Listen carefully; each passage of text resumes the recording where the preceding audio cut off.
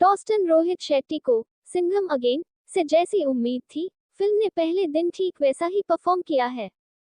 Opening day पर theatres में सिंघम की दहाड़ सुनाई दी, लेकिन सिर्फ अजय देवगन के दम पर पिक्चर चल पाती। जिन्होंने फिल्म देखी है वो इसका जवाब अच्छे से जानते होंगे, क्योंकि जिन्हें फिल्म की कमजोर कड़ी बताया गया था वही असली ताकत बने हैं। अजय देवगन और रोहित शेट्टी की फिल्म सिंघम अगेन द 1 नवंबर को सिनेमाघरों में दस्तक दे चुकी है। फिल्म को पहले दिन जाबर रिस्पॉन्स मिला। यूं तो मेकर्स की नज़र कलेक्शन पर होगी, लेकिन यहाँ हम सबसे पहले उन 3 अहम किरदारों की बात करेंगे जिनके बिना अजय देवगन की सिंघम अगेन अधूरी होती।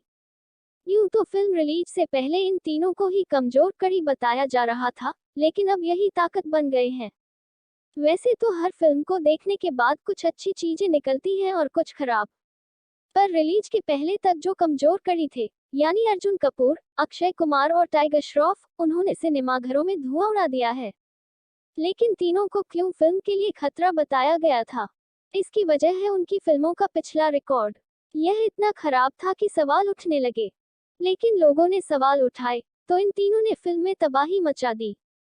शुरुआत परफॉर्मेंस से करेंगे। नंबर 1, अर्जुन कपूर। इस फिल्म में उन्हें बहुत बड़ा रोल मिला। विलेन बनकर सिंघम से टकराना था, जिस पर वो पूरी तरह से खरे भी उतरे हैं।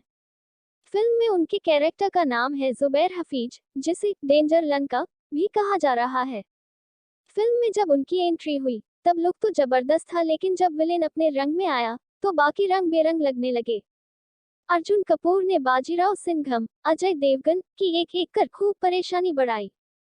कभी शक्ति शेट्टी दीपिका पादुकोण के एरिया में घुसकर भौकाल काटा, तो कभी सत्या टाइगर श्रॉफ की आंखों के सामने से राम की सीता को लेकर निकल गया।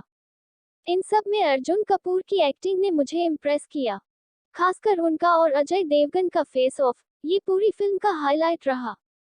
वो कहते हैं न कि अगर हीरो आसानी से जीत जाए तो उसमें क्या मजा। अर्जुन कपूर ने आखिर तक हार नहीं मानी। फिल्म एंड तक आते आते कुछ स्लो हो गई थी, लेकिन अर्जुन कपूर का परफॉर्मेंस वाह फैक्टर रहा। फ्लॉप फिल्मों से बाहर निकलने की कोशिश में लगे अर्जुन इस बार कामयाब हो सकते हैं। नंबर 2, अक्षय कुमार। सूर्यवंशी के लिए सिंघम आया था, तो अब यही काम सूर्यवंशी को भी दोहराना था जो सिंघम अगेन में किया गया। दरअसल ये कहानी रोहित शेट्टी के कॉप यूनिवर्स की है। फिल्म में उनका कैमियो था। दरअसल अक्षय कुमार की एंड सीन से कुछ देर पहले ही एंट्री होती है, लेकिन यह एक इम्पैक्टफुल कैमियो रहा। इस कैरेक्टर का नेचुरल अंदाज आज भी बरकरार है। कॉमेडी, सीरियस अंदाज और जब एक्शन पर आ जाए तो आगे कोई टिक सकता है क्या? कुल मिलाकर वो भी अपने अंदाज से फैंस को इम्प्रेस करने में कामयाब रहे। दरअसल ये साल अक्षय कुमार के लिए अच्छा नहीं रहा है। 3 फिल्में रिलीज हुई और तीनों ही पिट गईं। वही एक कैमियो था जिसने धमाका किया।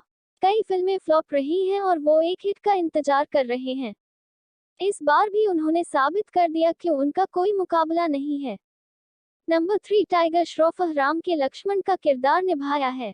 सत्या नाम का ये कैरेक्टर इम्प्रेसिव लगा, खासकर जिस अंदाज में एंट्री हुई। खास बात ये रही कि फिल्म में उनके रोल को ओवर पुलिस वाला बनाने के लिए एक्स्ट्रा एक्शन नहीं डाला गया है।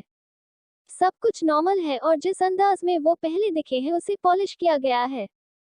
यही इस कैरेक्टर की सुंदरता भी है।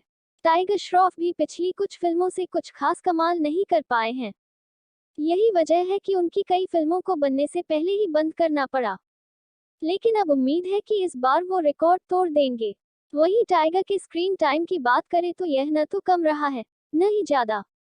उनकी एक कहानी क्रिएट की गई है जो आगे आने वाली फिल्मों में बढ़ने की उम्मीद है।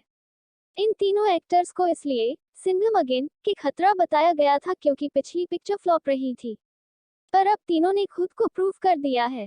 फिल्म कितना भी कलेक्शन करे, परफॉर्मेंस की तारीफ करना तो बनता है, क्योंकि इन एक्टर्स का अभिनय ठंडा रहता तो फिल्म का पिटना तय था।